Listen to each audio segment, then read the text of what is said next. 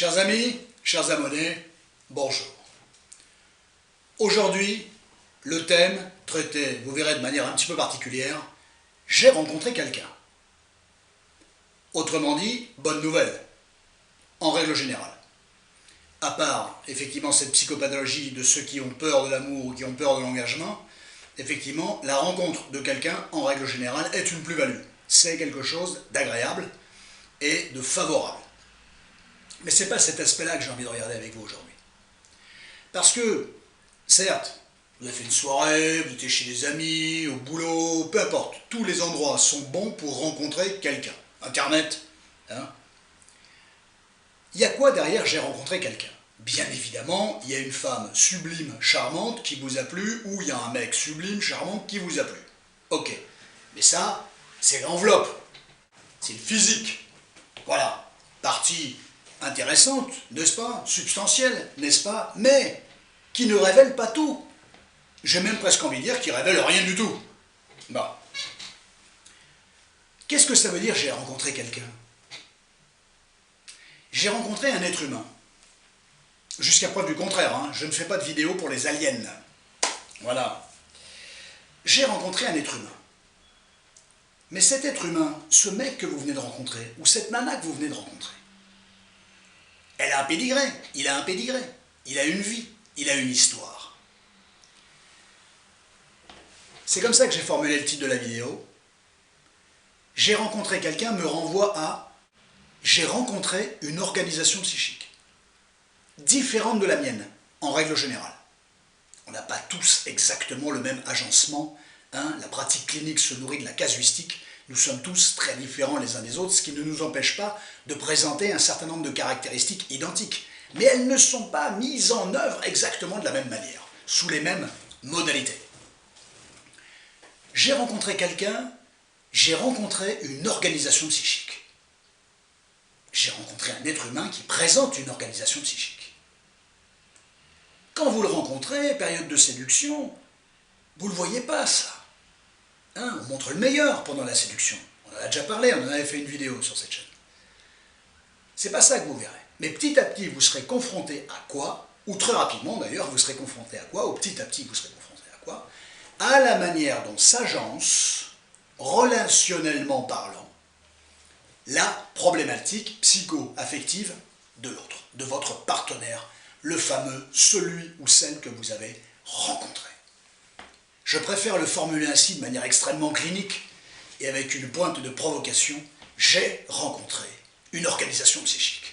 Autrement dit, je suis face à une organisation psychique que je ne connais pas, sur laquelle je prête des choses absolument extraordinaires, absolument remarquables, eu égard aux premières informations qu'il me donne, eu égard à l'attrait physique que je peux avoir pour cette personne, eu égard au peu ou à beaucoup de ce que je connais de lui ou d'elle, je lui prête les plus belles qualités de la Terre, et ainsi de suite. Ayez, chers amis, hein, pas d'Alice au Pays des Merveilles sur cette chaîne, vous le savez très bien, voilà, ayez une vision réaliste des choses. C'est pas parce qu'on voit quelque chose de quelqu'un que forcément, au début, que c'est forcément ça qu'on verra tout le temps. C'est pas parce que vous êtes au courant, on vous a parlé de quelqu'un depuis longtemps, entre entendre parler de quelqu'un et être en relation avec quelqu'un, il y a une marge absolument considérable, parfois à viser d'un tout petit ruisseau, n'est-ce pas, parfois à viser de l'océan Atlantique.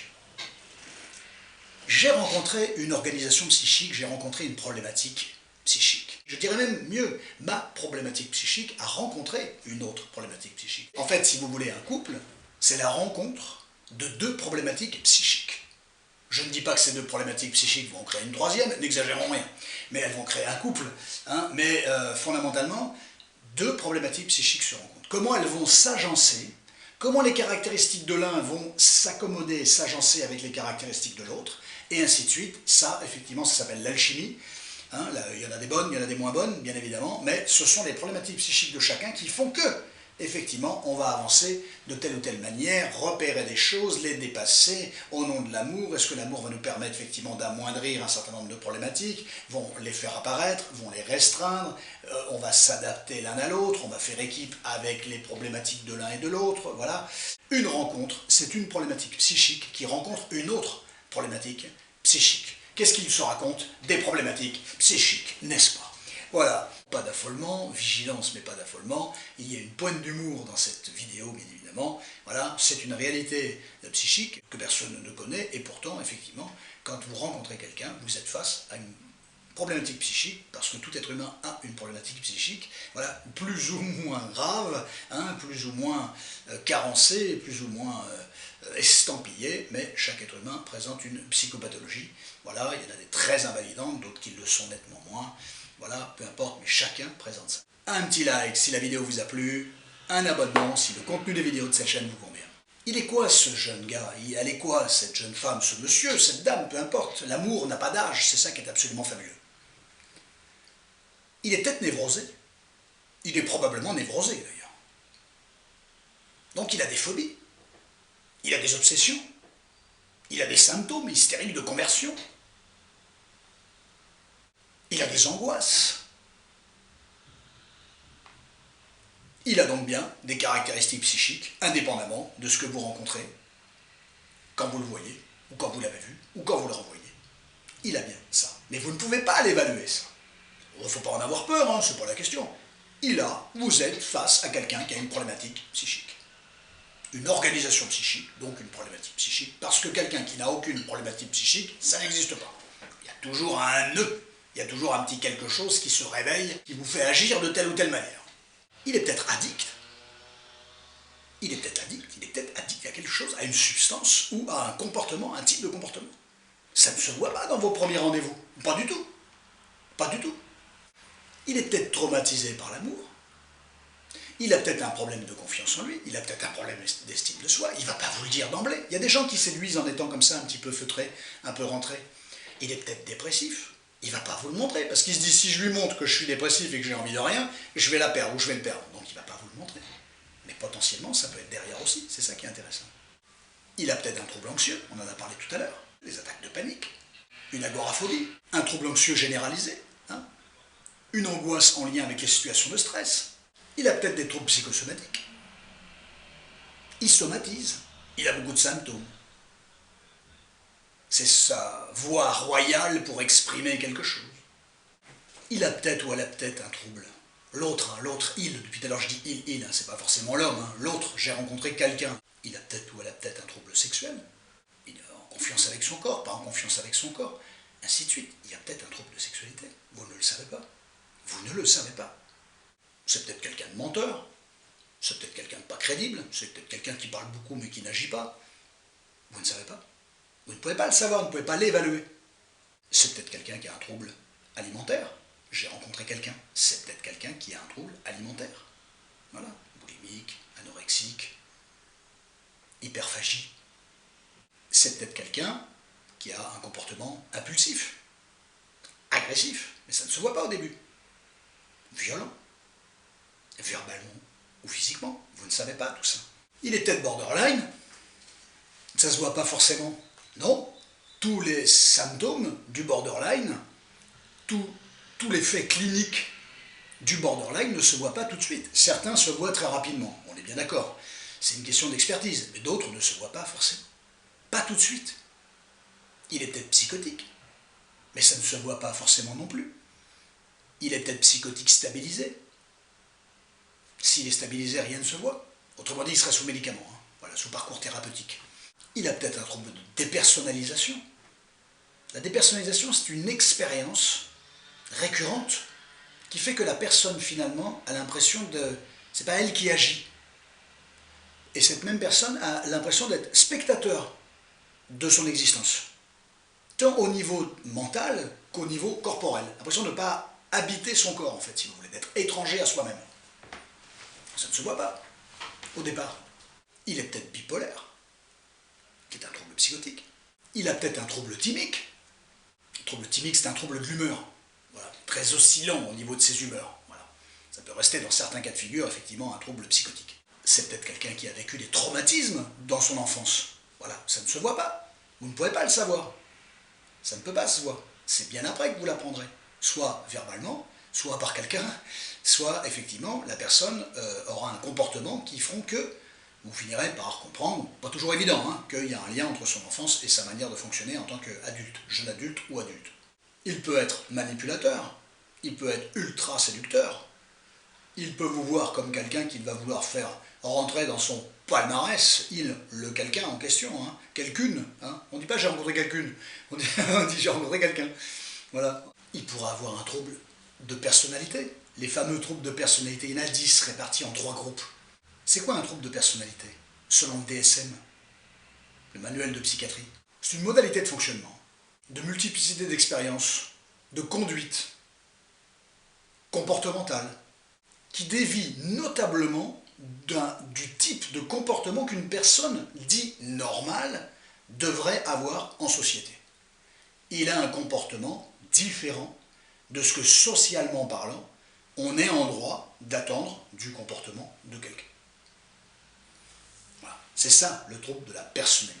C'est quelqu'un qui va fonctionner différemment de nos codes sociaux. Même si nos codes sociaux, ils ont une tête un peu bizarroïde maintenant, ils bougent beaucoup, ils bougent trop vite. Voilà, ils sont moins déterminés, moins définis que par le passé, mais néanmoins ils existent encore. Donc le trouble de personnalité, c'est une expérience, voilà, récurrente de conduite, de comportement, d'état d'esprit qui sont effectivement différents de ce qu'on est en droit d'attendre en société dans les relations humaines. On peut le définir autrement, mais en règle générale, pour vous faire passer le message, il est là. Il y en a 10, des personnalités selon le DSM, il y en a 10. Dans le groupe A, les cas les plus psychotiques, bien évidemment, la personnalité paranoïaque, la personnalité schizoïde et la personnalité schizotypique. Dans le groupe B, on a la personnalité antisociale. D'accord, c'est plus les troubles en lien avec la société. Voilà. On n'est plus dans la psychose. La personnalité histrionique, donc des gens qui veulent attirer l'attention constamment vers eux. La personnalité borderline, d'accord, et bien évidemment la fameuse personnalité narcissique. Autrement dit, ce qu'on appelle dans cet acronyme les PN, les pervers narcissiques. Le pervers narcissique est une intitulé qu'on a usuelle dans le langage, qui n'existe pas. On parle de la personnalité narcissique. D'accord? PN, personnalité narcissique. Là, ça marche. L'acronyme pourrait correspondre. Voilà. Pervers narcissique, c'est un terme général, voilà, usuel dans la société. Ça n'a pas de correspondance au sens psychiatrique, au sens clinique du terme. Et on a le groupe C, effectivement, des troubles de personnalité un peu moins rudes, mais tout aussi complexes à vivre. On a la personnalité dépendante. La personnalité dépendante, c'est un trouble de la personnalité. On a la personnalité obsessionnelle et compulsive, et on a les troubles de personnalité non spécifiés, c'est-à-dire qu'ils sont différents, espèce de catégories où finalement on ne retrouve pas exactement la définition, les signes cliniques des 10 premiers troubles qui ont été cités. Donc on a créé effectivement une autre poche. Il y a peut-être quelqu'un qui culpabilise énormément, d'accord? Trouble de confiance dont on a parlé tout à l'heure, estime de soi. Voilà, il y a un parcours, il y a un bagage, il y a des expériences, il y a tout ça, des fragilités, des blessures du passé. La personne que vous rencontrez a tout ça. Vous ne le voyez pas. Je ne dis pas qu'il ne faut pas rencontrer les gens, non, il faut rencontrer, mais il faut être conscient que derrière une personne qu'on rencontre, effectivement, il y a tout ça qui est masqué. Alors, il n'y a pas tout ça en bloc, hein, non, non. Alors, c'était quoi finalement le but de cette vidéo? C'était que sur une situation de fait, j'ai rencontré quelqu'un, devient, au sens clinique du terme, j'ai rencontré une problématique psychique. C'était un moyen de faire un panel de toutes les grandes problématiques, toutes les grandes psychopathologies qui peuvent exister. Bien évidemment, je ne peux pas rentrer de manière exhaustive dans les signes cliniques de chacune, c'est absolument impossible, mais c'est juste effectivement de savoir que ce panel il existe et que quand vous rencontrez quelqu'un qui est forcément dans la nomenclature, dans la classification que je viens de vous renvoyer là. Voilà, parce que tous ces faits cliniques sont forcément pas tous ensemble, hein. Ils ont forcément, chacun et chacune, ont forcément des signes cliniques, des caractéristiques de tout ce que j'ai pu énumérer ici, espèce de panel de psy, des grandes classifications psy, avec quelques sous-groupes, des grandes classifications psy qu'on peut présenter cliniquement.